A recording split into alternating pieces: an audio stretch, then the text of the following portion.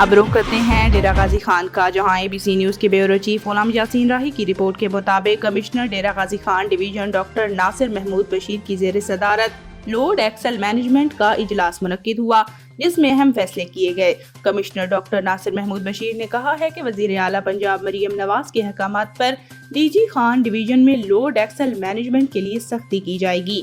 مقررہ وزن سے زیادہ لوڈ پر مقدمات، بھاری جرمانے اور گاڑیاں بند کرنے کے ساتھ سامان ضبط کیا جا سکتا ہے۔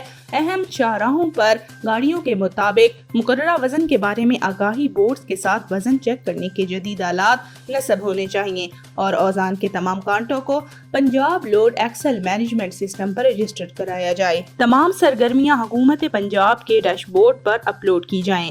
ٹرانسپورٹرز کو اعتماد میں لے کر لوڈ ایکسل مینجمنٹ پر عمل درآمد کرایا جائے۔ اپنے آفس میں اجلاس کی صدارت کرتے ہوئے کمشنر ڈاکٹر ناصر محمود بشیر نے کہا کہ حکومت کسی کا معاشی قتل نہیں چاہتی، معیشت کا پہیہ چلتا رہنا چاہیے، تاہم مقررہ وزن سے زیادہ لوڈ پر اربوں روپے سے تعمیر ہونے والی سڑکیں وقت سے قبل ٹوٹ کا شکار ہو جاتی ہیں اور ایسی شاہراہوں پر ٹریفک حادثات سے قیمتی انسانی جانیں ضائع ہونے کا خدشہ بڑھ جاتا ہے۔